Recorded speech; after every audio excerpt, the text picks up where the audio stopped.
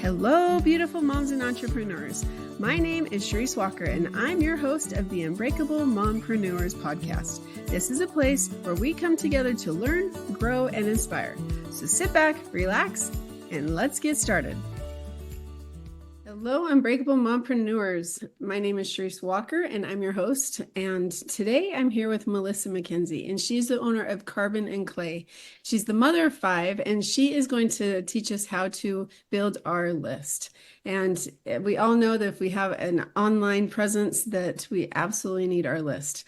One of my friends just found out that he was in Facebook jail for a little while, and he lost his entire Facebook account, had to start all over again. So if you own your audience, then that's not going to happen. And so, Melissa, why don't you introduce yourself?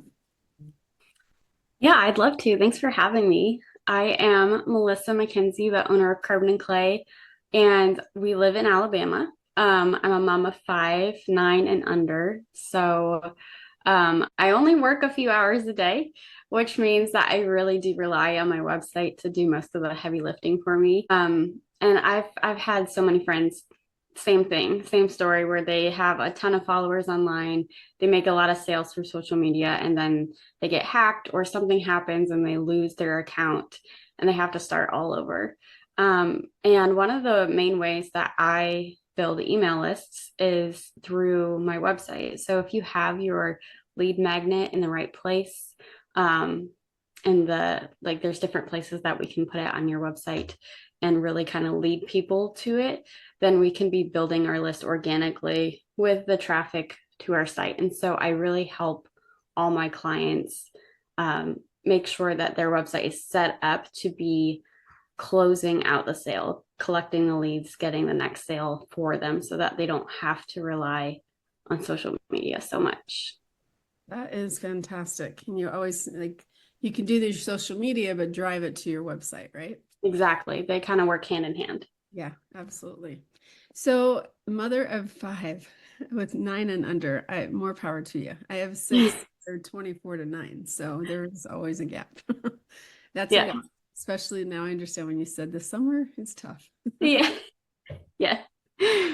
Okay, so tell us about the 4 things that most people don't know your website can do. Yeah. So I think that a lot of times we have this misconception that your website is just like a online brochure. It's to send people to kind of show them a little bit who you are, what you do. But when it's set up correctly, it can be capturing leads for us. It can be getting inquiries into our inbox regularly. We can be getting found on Google by our dream clients. And we can really kind of have control over the journey that they're taking so that we can, whether that's it all depends on your sales process, but if it's booking discovery calls, if you close through email marketing, if you want them to buy directly from your sales page, we can make sure that we have the flow set up to where we are literally leading their eye and their mouse to what we want them to click on next. That's great. And you talk about your dream client. So for those of you that don't know what a dream client is, dream client is the person that you are speaking to, so imagine yourself in a crowd of people and you yell out, "Hey, you," how many people are going to turn around? But if you say, "Hey, Melissa," you might only have 5, right? And so that's your dream client that you're trying to get to. And if you can speak to those people specifically, you're going to reach other people, but you're going to get your audience that you actually want. And so I love that you that you talk about that. How do you get your website to build your email list? How hard is it? How often, how much time does it usually take to set up like that? Oh, I mean, once it's set up, it's set up. That's what's so nice. It's like social media, you have to if you're not showing up, you're not getting anything because your posts live for, I forget, it keeps getting shorter and shorter, but people only see them for a very small portion of time. And then it's like a fraction of your following actually see your posts. When you have your website set up and you are consistently, whether you're a podcaster or a blogger, you're putting out content for those dream clients, like we talked about, you're going to be getting found on Google organically, but it can also work with paid advertising. So whatever you're using to send traffic to your site, whether it's organic traffic, paid traffic through ads, collaborations, there's so many different ways. Once your website is set up in the right format and the right order, there's so much testing that website designers do to know what to put where, because it does matter. Then you're going to have a conversion rate for your website. So your conversion rate is, if I send 100 people to my website, I know that 20% of them are going to get my freebie. And then you can work backwards from there, like how much traffic you need from your website or to your website. So once it's set up, it's set up. So the hardest part is really just finding that freebie that attracts your dream clients. Gotcha. So what do you do for the client? How do you help us?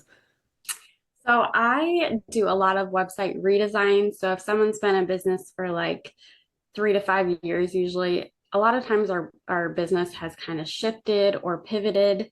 And a lot of times we'll find ourselves with a website that maybe we DIY'd in the beginning, which worked for us okay then, but it's kind of a jumbled mess now. And so what I'll do is I will take a look at your website, and we have a 5-day process. So we start on a Monday, we launch on a Friday. The average website cost is $5,000, but I used to do custom sites for a really long time. That's how I started. But about 3 years ago, I got into website templates because there's so many investments that are good to make in business, but I had a hard time. I felt like there's so many entrepreneurs who needed a good website that worked for them, but it didn't make sense to spend $5,000 on a website, especially if they're pivoting or shifting. And so what we do is we have templates that really saves us a ton of time and save our clients a lot of money. So our package is $1,800, and it's a done for you website in 5 days because we're starting with a template that's been tested and tried. The website flow is pretty much the same if you're a service provider. And so with starting with a template, that we just kind of plug in your colors, your brand colors, your fonts, your images. We help you figure out the copy and the flow of everything into your offerings. And so that's really what we help people do, is like organize and rebrand to make a website that makes a little bit more sense for the user. Gotcha. That's great. And it's easier for you because you know it's done, and so all you do is fix it all. And I think that that's fantastic that it only takes 5 days. And so after that, do you help maintain, or do you teach people what to do after that, or do you set up all of the lead magnets to the actual capturing and delivery if somebody buys something? Yeah, so on Friday, the launch call, we will walk you through the back end. We use Squarespace, and the reason is because we've had so many people come to us who have been using WordPress, and they're like, I've paid a designer for this site and I can't even change out an image. It's breaking all the time. Squarespace is so user-friendly. It's really drag and drop. And so we teach our clients how to use the back end so that they have the control of their website in their own hands. And we've had so many people switch over and are like, this is so easy. Like, I wish that I would have done this sooner. So we do teach you, and we give you a library of videos. So most of our clients actually maintain their own sites. You can come back, but a lot of times it just doesn't make sense because it's so user-friendly for the client. Wow. That's fantastic for the client, not necessarily for you, right? Right. So if somebody is creating a website and they might not have the $1,800 right now, what is your advice? Like, what does a website have to have in place in order to be booking more clients? Yeah, so we do have a template shop. So you can get a template and do it yourself. It comes with a customization library of videos for just $197, and then there's some support that goes along with that. But if you we're like, I can't even do that. Like, I just want a DIY, or I'm not on Squarespace. I'm not willing to change. I would say that if I were to give you three tips, it would be in the top navigation, make sure that you have no more than 4 to 6 links. People think about how you interact with a website. Um, People are very overwhelmed. They want to find things really fast. We live in a very like convenient, I need it now world. And so people are not willing to click around and find what they're looking for. So if we kind of, if we have like 16 links at the top, they're not really sure what to click on, and they would actually rather click the X than to find what they're looking for. So make sure that you have a user friendly navigation at the top. The second thing is I would make sure that you keep it simple. Most websites, if you're a service-based entrepreneur, really only need a homepage, about page, contact page, so someone who is inquiring about your services can get a hold of you. And then either a sales page for like if you have one offer, or if you have multiple offers, have like a services page where it kind of has a summary of your different services, different ways to work with you. I would say simple is better than like keeping it simple is best. And then I would say third, know your overall goal for your website. So your website may have more than one, like maybe you want to get people on a call, grow your email list, and be seen as an expert. But what is the one main goal? And so for everyone, that's going to be different depending on if you close sales with sales calls, if you are just wanting to grow your email list. So when we have that in our mind, we're going to have an easier time figuring out what our buttons should lead to and what our buttons should be throughout the website. Because if we have that main goal, we know that every single page should pretty much be leading to that main goal. That makes sense.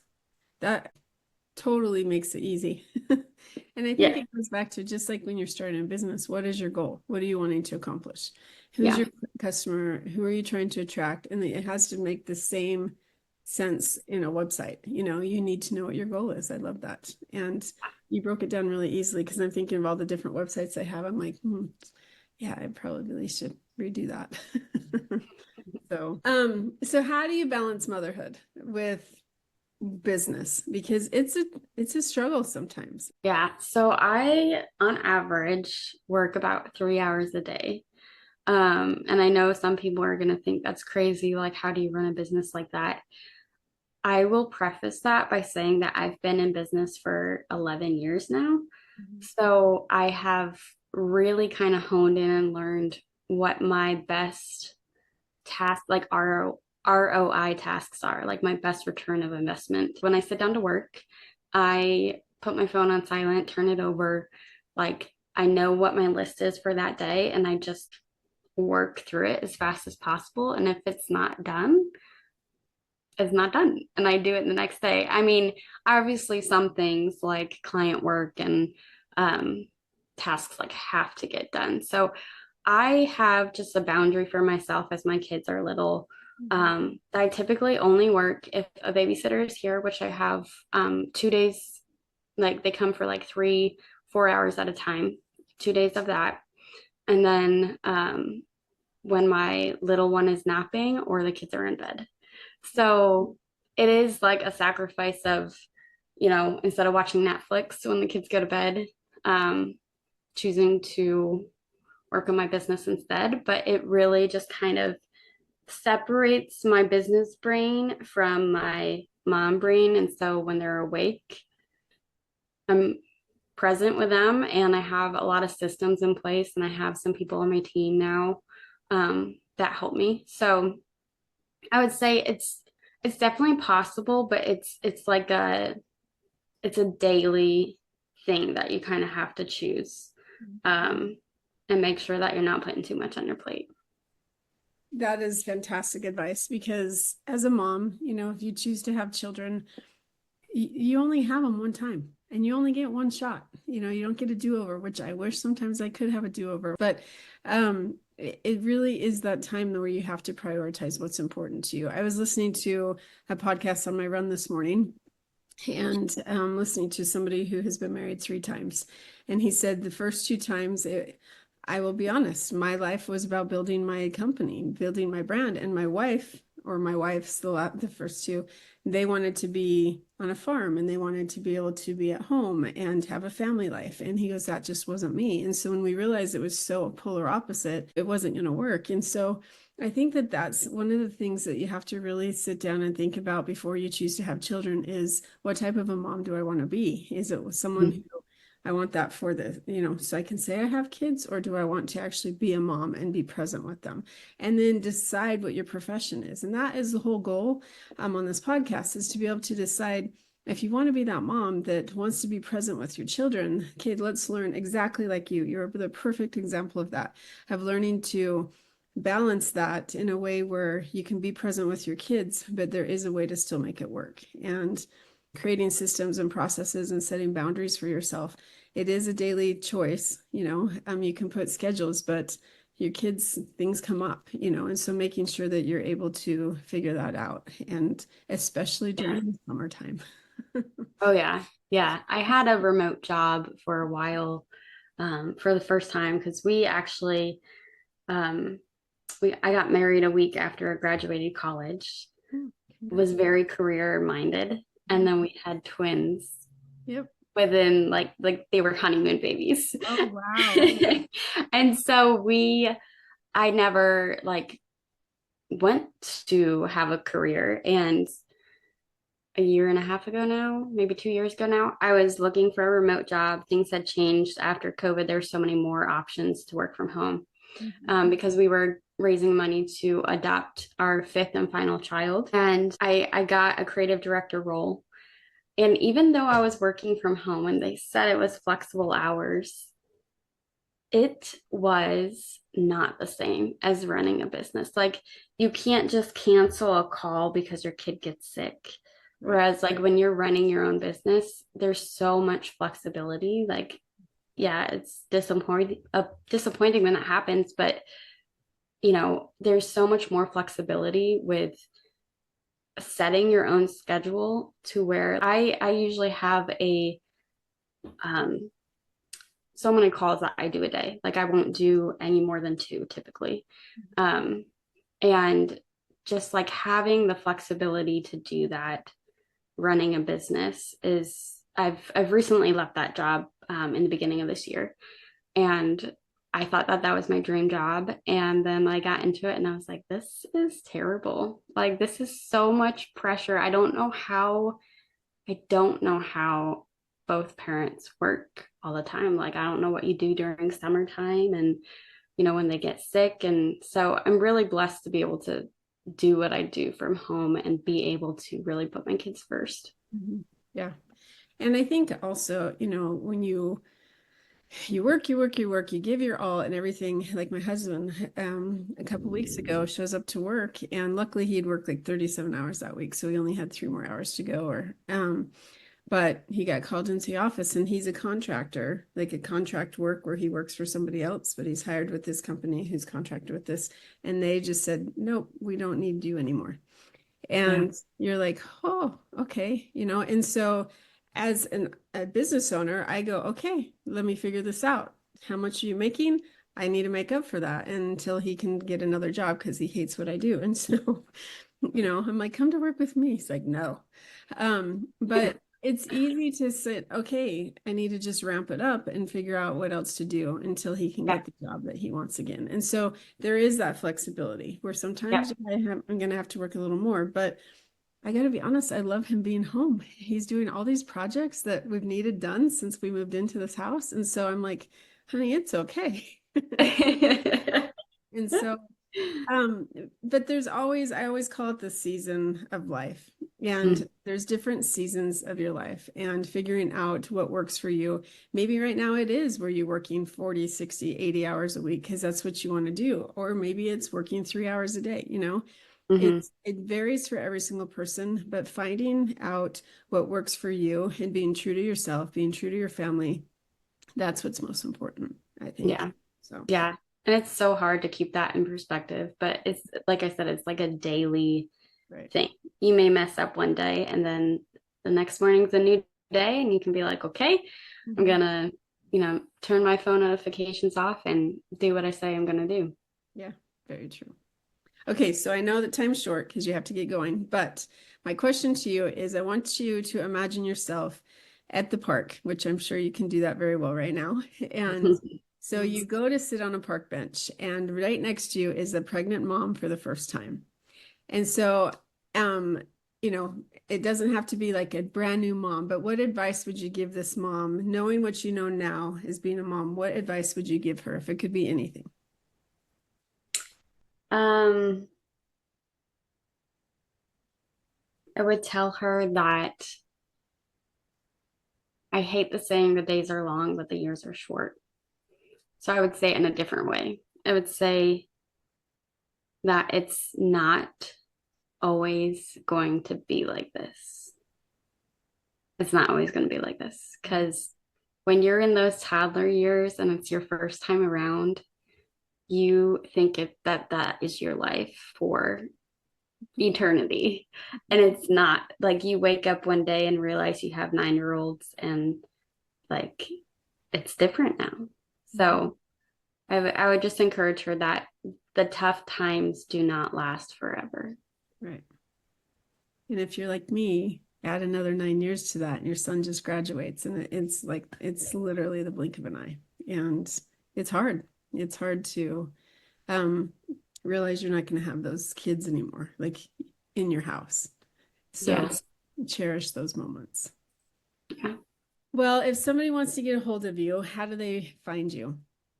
Yeah, you can find me on Instagram at Carbon and Clay, or you can always email me info@carbonandclay.co. Don't do .com. That won't go to me. And I look forward to anyone who reaches out. Well, Melissa, thank you so much. And a website truly is your pathway to your business. You need to make sure that you have traffic, and the traffic has to be funneled to somewhere. So it is essential. So if anybody's looking to build their business or to figure out how to get a website going and you're not sure how to get started, then go check out Carbon and Clay. So Thank you so much. Thank you for being on our show. Thanks. And moms, have a fantastic day. See you later. Beautiful moms, remember, you are unbreakable. Keep illuminating the world with your strength, pursuing your dreams, and reveling in the splendor of motherhood. This is Charisse Walker, bidding you farewell for now. Stay tuned for more empowering conversations on the next episode of the Unbreakable Mompreneurs podcast. Until then, keep shining bright. Signing off with love, Charisse Walker.